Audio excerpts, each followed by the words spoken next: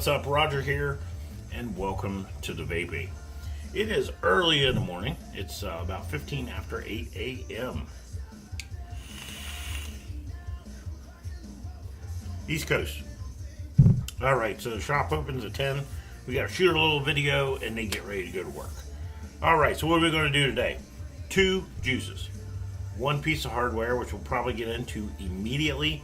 And then if time allows, we may get into some other stuff that I don't have planned and I probably shouldn't rant about, but I may anyway. So let's just get right into it right now. The Rx300. I've been using this thing for about, a week now, somewhere in that range. Just to give you an idea, this is a 24 millimeter RDA. As you can see, there's not a lot of room left up here. Like 26, 27 millimeters before you're hanging over, which is a damn shame considering the size of the top of this. Why not move the 510 back a little bit? If you moved it back just a few mils, we could put a 30 millimeter RDA on here to make all kind of sense. Thanks, Whizbang. So that's one gripe I have about this, is there's just not enough room for the big old RDA this thing deserves. But as it is, the 24 millimeter, probably up to 27 millimeters is not going to hang over. Some people really don't care. I've already seen guys buy Buddhas, put on here that are hanging over 2 or 3 mils, and they don't seem to care. So if it's a thing for you. If hanging over your mod is a thing, if it's not flush and that's a thing for you, something to consider, because not much more than probably 27 millimeters is going to fit on here without overhanging. Battery life. Holy shit. Battery life is amazing. 18650s, 4 of them. I've got the LG Browns in here right now, the 3000 mAh HG2s. Insane battery life. The first day I used this thing, I threw 4 LGs in it, vaped it at 200 watts all day until the next day at about 11. I took the batteries out and they weren't even dead at that point. It just wasn't vaping as well as it was. You could tell there's been a noticeable drop off. So at that point I decided, even though it's not telling me check battery or change batteries, I felt like I needed to change them because it just wasn't vaping up to par. So ridiculous. Now we're talking, I probably sleep 5 hours, and then the time I'm not sleeping, I'm vaping. I vape a lot.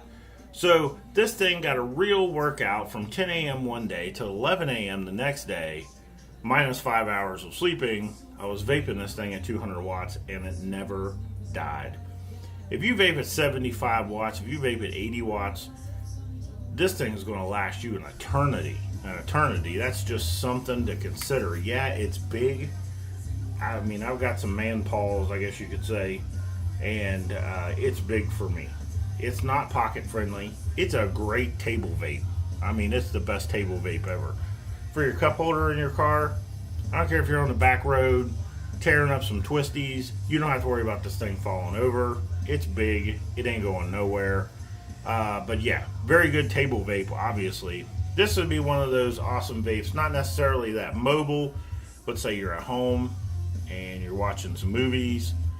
You don't have to worry about batteries. You put this on your end table, you vape it, and forget about it, because you're not going to need to charge these batteries anytime soon. Now, one thing I really did like, I did notice in the menu settings, where you go in to set up the ramp up, where you can ramp it up to say 100 watts and then back it down to 75 watts. Okay, so they've added yet another screen beyond that. So you got your ramp up menu, you got your logo menu, and then the next menu is disable USB charging. Hoorah, good job. Shouldn't do it at all. Shouldn't really do it at all. But at least we have the option to shut it off, and it's by default it's shut off because these mods still don't balance. Wismec cannot figure out how to properly balance charge 18650, so you should never charge in this mod, period. But other than that, great looking mod, reasonable price, tons and tons of power if you need it, tons and tons of battery life whether you need it or not. it's there for you. It's pretty amazing. So let's get into what we're going to be looking at for as far as juice goes today. The first one we're going to take a look at is from, let me destroy this name possibly, I don't know, Casadaga. This is Cannoli Bee Breakfast. Cannoli Bee Breakfast. We've had this one for a couple of weeks here in the shop, maybe a little bit longer. And it has been extremely popular cereal flavor. And let me rewind because I don't want to do this one first. If I do this one first, the other one is just gonna have to, you know what, forget about it. I'll rewick. Okay, so Cannoli Bee Breakfast, right? It is available 036. It is in a 60 ml bottle and should be available in the $24-ish range. Cannoli Bee One cream base coupled with a fruity breakfast cereal that is not overbearing on the lemon. Sounds like a cereal I could vape. Alright, so we're going to use the trusty brick here. We're going to have a little vape of the Cannoli Bee Breakfast. I'll give you my opinion. Now, if you guys know me, if you've been in my shop, you know that I have about, maybe 7, 8 juices that I vape. And that's pretty much it. I don't push it too far out. I don't do intensely flavored stuff. That tends to be hard on the cotton, so I don't use any of that. But lots of people do like super sweet juices and heavy flavored juices, so you know, you gotta have them, right? Because that's what people want. Alright, so I'm going to actually back this off a little bit. We'll back it down to 180, and we'll vape it at 180 and see what it's like.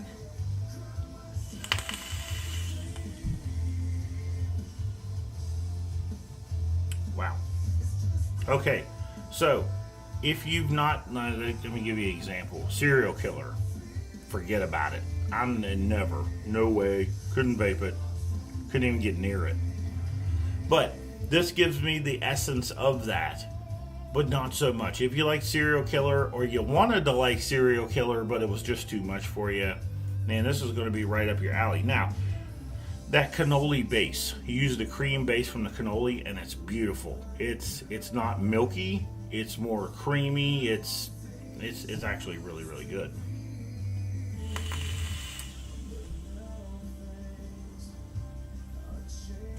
I feel like I might be able to vape this. I feel like I might be able to add that to the lineup, even though traditionally I'm not a cereal guy, never have been.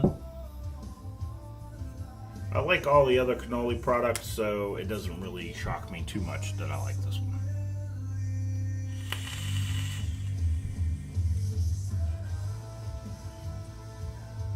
The Fruit Loops is there. It's there.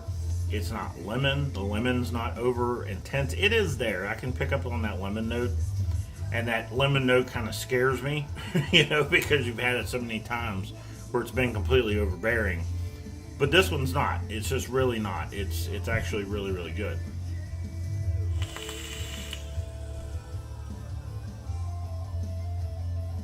I like it. Now, just out of curiosity, I'm going to turn it down. We'll turn it down to a reasonable rate where, let's say our average vapor vapes at, which would be right around 75 watts. And then I'll take a little sample of it at 75 and see what it's like.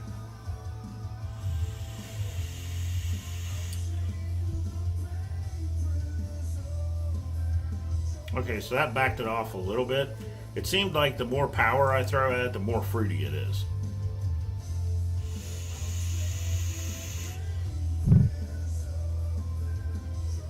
So weird taking a draw that long. I'm used to taking really short draws.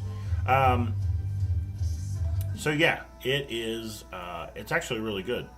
And I say at the lower wattage, the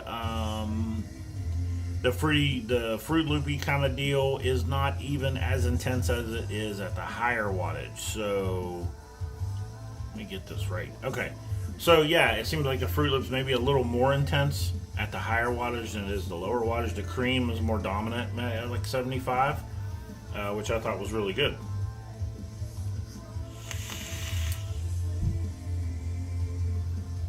Just good stuff. Just good stuff. So definitely check that out. along with that lineup. So we got Cannoli B1, we got Cannoli B Mine, we got Cannoli B Nuts, which is a pistachio, and now Cannoli B Breakfast. Excellent, excellent, excellent.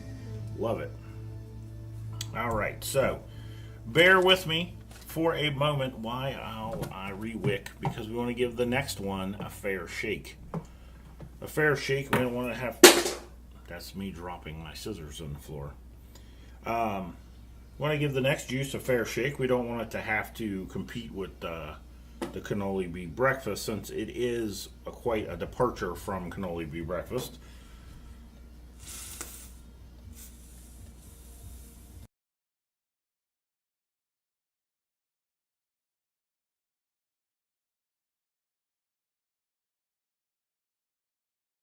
And I've recovered my scissors.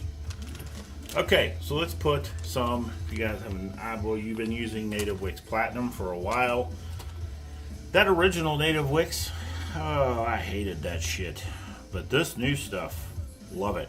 Love it. Don't have the break-in time. I never was a cotton bacon fan. I get a lot of people that love cotton bacon, and that's cool. You know, it's whatever works for you. For me, it's been Native Wicks, at least Platinum. Before that, it was just regular old organic cotton. I really didn't get into any other kind of cottons. I tried the original Native Wicks. I really got tired of trying to fight to get it through the coil, and it kept trying to separate into little pieces, and a giant pain in the ass, and I didn't like it. The new stuff is beautiful. Look at it. Looks like regular old cotton. Just cut off a piece of it. I generally 3.5 to 4 millimeters. I can cut off a piece, split it right down the middle, and that's pretty good for my coils. Let me see here. Get this through. Okay. Cut.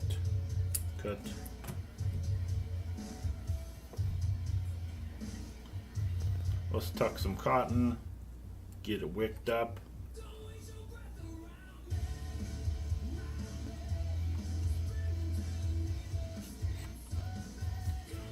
I've always done a couple things to try to reduce the break-in time. Even though Native Wicks I don't feel like has a huge amount of break-in, every cotton is going to have a little bit of break-in period. And since I want to discuss the flavor of this, the last thing I want to do is have to deal with the break-in period where it tastes like cotton. So what I'm going to do is I'm going to juice up the cotton.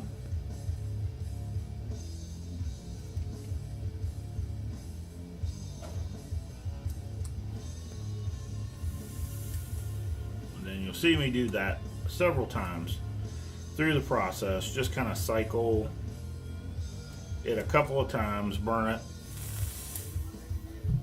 and then rejuice, and then burn it and rejuice.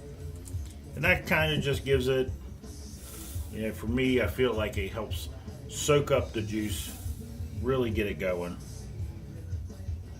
I got a lot of juice on there right now, like borderline too much. All right, so what is our next one? Let's find it right here. I'll go to brands. And our next one is from Captivape Creations. This is a brand new one from them. It's called Chocolate Milk from Captivape Creations. Available 0, 3, and 6, 60 mils in size, and also in that same price range of about $24 for 60 mils. So a great price on a lot of juice. The description is classic and deeply satisfying flavor, delicious milk combined with creamy chocolate. All right. So I will, coming out of the bottle, you know, the smell of it out of the bottle, it's very distinctly plastic chocolate bunny, that kind of fake chocolate bunny smell. Now, when I was kind of cycling it right there, it just smelled amazing. So this could be awesome. or it could not be. So what I'll do is I will start it at just a tad lower than normal. Let's start it down at that 75 watt mark that the majority of vapors really vape at, about 75 watts in that range. And then we will try it at the upper wattages. So here we go at 75.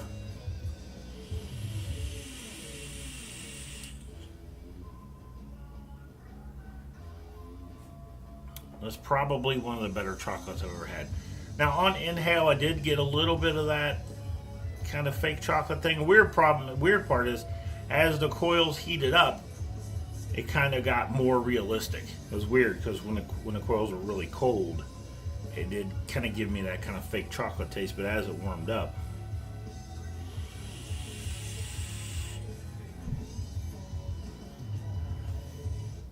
it's a pretty smooth vape, man. I gotta tell you, Captivape does a really good job with this stuff. That one right there is actually pretty good, but I'm gonna crank it up because I just can't vape at 75 watts. I'm sorry. I tried, guys.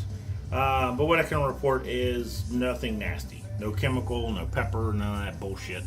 Obviously, we've got premium e-liquid, so we can expect that none of that will be here. Chocolate's a hard one to get. Chocolate's a real hard one to get, especially at high wattage.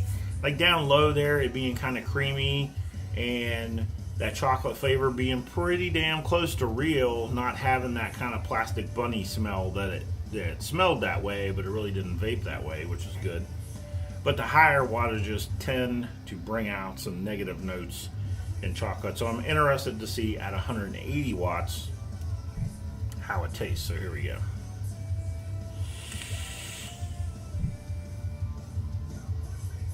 Wow, got better, even better, even better. That's interesting.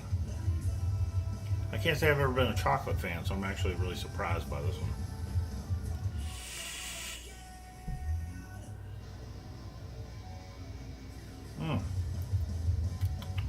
Kind of like, and the great thing is that at 180 watts, you're feeling like this is a hot chocolate experience. You know what I mean? Chocolate is not a thing. Like you vape strawberry at 180 watts, it's kind of weird for you, right? Because you don't eat strawberries at warm. You don't eat hot strawberries.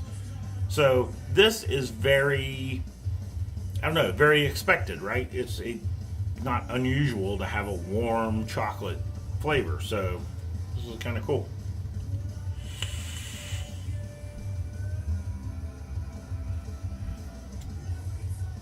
Let me see. Yep, we need re-dripped.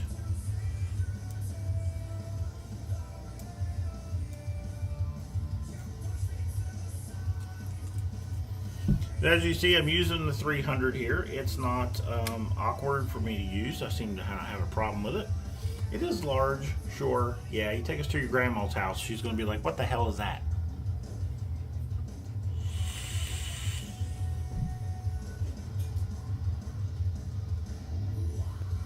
Very doable, very doable.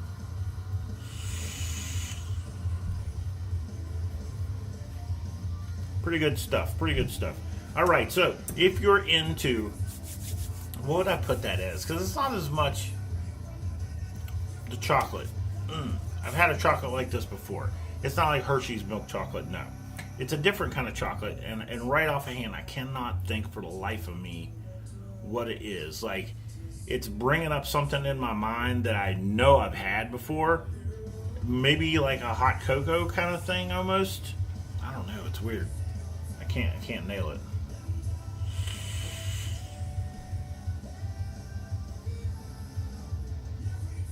I don't know. They did a good job though. If you're a chocolate vape fan, like if you had chocolate vapes before, maybe the vapor pudding from Off the Record. Okay, this is going to be right in that same wheelhouse. Still going to be, if you like that one, you're going to love this one. I think it's going to be pretty good stuff. So there is our two liquids for today and our hardware. I'm going to continue using the 300, but right now, my opinion, your negatives are going to be size. And that's pretty much it. I've not had any problems. The Buddha Mini that I'm running on there right now has a pretty long 510 pin. I've not had any 510 issues as of yet. We know that the Wismecs have been hit and miss. Some people have issues with the 510, other people's haven't. Vast majority of the 2.3s or Rx300s, Rx200Ss that we ever sold, we never had an issue with. But of course, the internet's full of issues with people having issues with the 510. So who knows? Could it be user error? It could be bad design in the 510. We don't know. But thus far, this 510 I've not had any issues with whatsoever. So that is good news. One thing I do want to talk to you guys about today, we're seeing a lot more about a new battery on the market, and it's a new size. It's called the 20, I don't know if you want to call it the 2700, however you want to pronounce it. It is a new battery that's out. There is a 3000 mAh that's 30 amps continuous. They are, like I said, they are bigger than 18650s. I'm curious to see if we start to see mod manufacturers support these cells. I believe Tesla has abandoned 18650s for these newer style cells, so a lot more manufacturers are probably going to be jumping on board and creating these cells. And I'm pretty excited to see what comes from this. Do we see a market fill up with these kind of batteries? Do we see mods begin to start to show up in the modding community, like this modding community? We're starting to see a few mods being built with these cells, which is pretty interesting. Now, me personally, when it comes to box mods or mods I build, I prefer LiPo, but these are very advanced mods. These are very advanced mods. So if you're not very familiar with Ohm's Law, if you're not very familiar with building coils and battery cutoffs and all this other stuff, you should never want one of these. Yes, you may think it's cool and it is awesome, but unless you do the homework, unless you earn your stripes, you shouldn't be using mechs. You shouldn't be using box mods that are unregulated. You need those safety features. You need low voltage cutoff. You need reverse polarity protection. You need those things to keep you safe while you are learning the things you need to learn. Now, after you earn your stripes, after you can walk in and say, okay, I need to build a 0.2. I'm going to use 22 gauge, so I'm going to do this many wraps on this size. And then you build it, and then it comes out to exactly that. Now you're starting to know what you're talking about. Now you do your homework on LiPos, you know cutoff voltages, you know what amperage to charge a LiPo at, that kind of stuff. If you can go into a shop and rattle that off to a shop owner, they'll feel pretty confident on selling you one. Well, unfortunately, there's probably shops out there that just don't give a shit and they're going to sell it to you anyway. But in my shop, if you come in and you say, hey, I want a mech, and yeah, I've got a cool rig over there, and if you want to buy that cool rig, I'm going to talk to you for 5 minutes, and I'm going to get a pretty good understanding of if you know what you're talking about. And if you don't, you're not walking out with that cool rig. That's just all there is to it. And it's not because I don't like you. It's not that I want to piss you off. It's that I want you to be safe, right? And mechs are fun, box mods are fun, they're awesome, they vape great, but they come with responsibility. And if I don't feel like you're ready, I won't sell it to you. I just can't do it. I can't, in good conscience, I can't do it. So, and we need a lot more of that. Too much I'm seeing people on the news showing up with, burns on their face or whatever.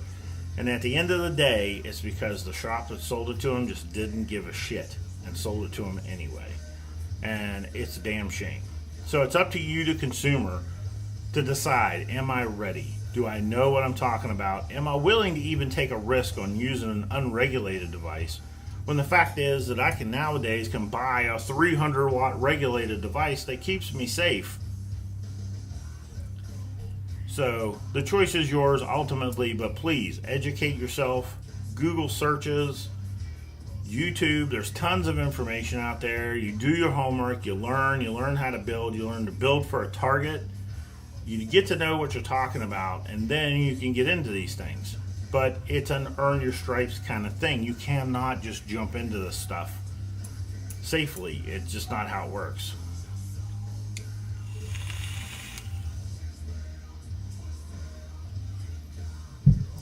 All right, I think that is it for today, guys. Please, by all means, just like I said, if you've been looking into a mech, and I know mechs are coming back, please do your homework.